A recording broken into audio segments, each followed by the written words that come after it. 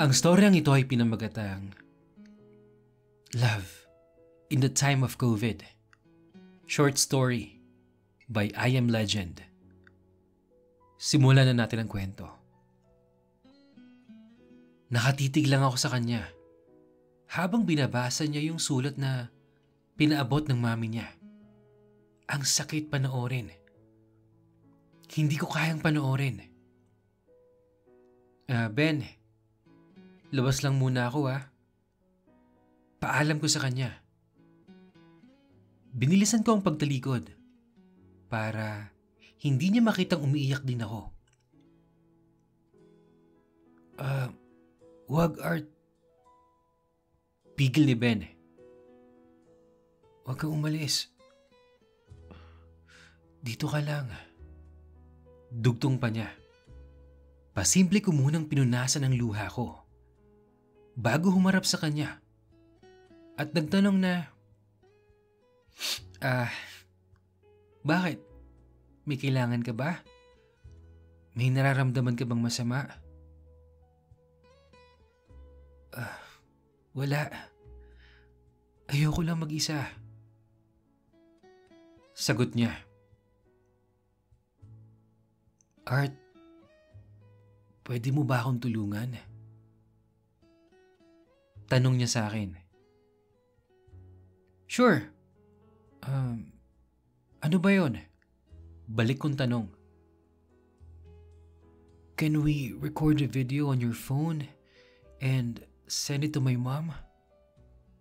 Ngumiti siya ng bahagya. Para naglalambing. Pero maluha-luha. Sure. Pero ano yung re-record natin? Magti-TikTok ka ba? Pabiro kong sagot na may kasama pang dance moves na napanood ko sa isang video. Tumawa siya ng mahina. Sabay hinga ng malalim. Pinilit sumandal sa kama. Huminga ulit ng malalim, saka nagsalita. I am not sure if I will make it. I wish I can say I'm ready to die. But I'm not. So at least I can leave some messages to my family, especially to my kids. He almost mumbled through the last words, and then he cried again. I could feel the pain. As a doctor for 6 years, I am not used to this scene. I mean, I'm used to seeing patients crying together with their families, or families crying together for a lost loved one, but not this. It's a different story. Because Ben is my best friend and the love of my life. Yes, tama kayo nang narinig. I've been secretly in love with Ben since I met him in college. Lumapit ako sa kama niya at hinawakan ko ang kamay niya ng mahigpit. I was already crying, but with all the positivity I have in my spirit, I told him with my lips shaking, Ben, you'll get through this. Kaya mo to. Kaya natin to. This is just a virus, alright? We are doing our best so you can recover. You're gonna be fine and you'll go home and you will be with your family. You're gonna spend summer with your kids. And I felt him holding my hands back, almost crashing them. And he said, Please, Art.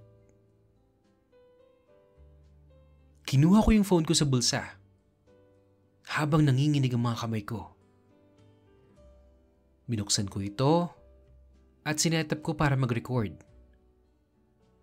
Sinabi ko sa kanya na ready ng lahat. Pinunasan niya ang kanyang luha at inayos ang kanyang damit na para bang naghahanda para sa isang formal online meeting. Through my phone, I was looking at him and all I can see is the picture of a healthy Ben years ago. That Ben who would used to tease me about getting married or looking for a permanent guy I can settle with. But in reality, the Ben today is pale, thin, and weak. He's been confined for 2 weeks, and his health is getting worse. It didn't help that before he was infected with COVID-19. Ben was just recovering from a recent operation because of his kidneys. As a doctor, I am required to tell him his chances of surviving. But as his best friend, I have the responsibility to make him feel better, that he has a chance to survive. And God knows how I want him to survive.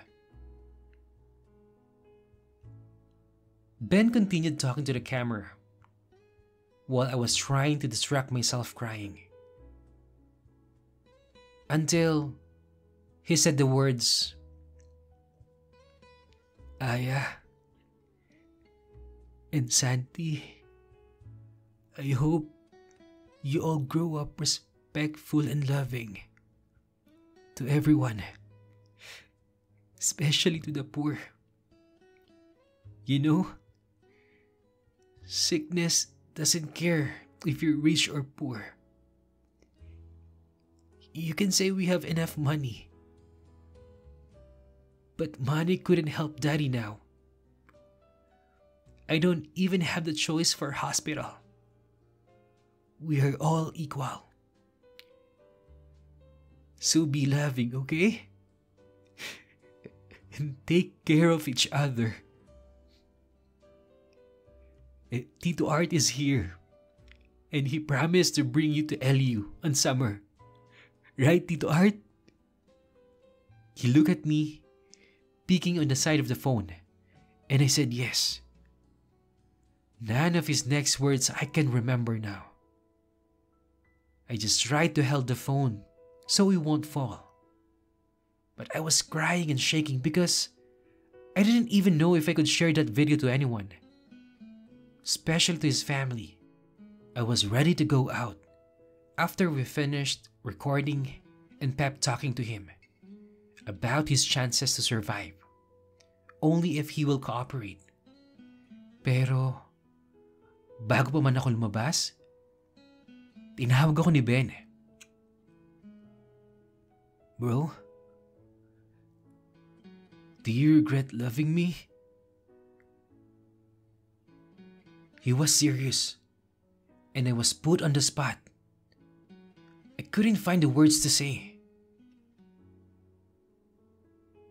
"Art, do you regret loving me?"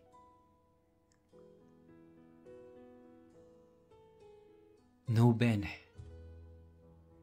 I will never regret loving you. Mahal na mahal kita." Dagdag ko. Tapos ngumiti siya. Tapos tinanong ko siya kung bakit niya tinatanong yun. And then he said, "Because Art, I regret not loving you the way you wanted me to." That's it. I looked at him. I smiled and went out the door. That was yesterday. Today, I can't believe I'm still staring at him the same way I did when I first met him. Only now he can stare back. But I know everyone else in the room is staring at me. "Doc? Doc? Doc, yung pasyente." The nurse transported me back to reality.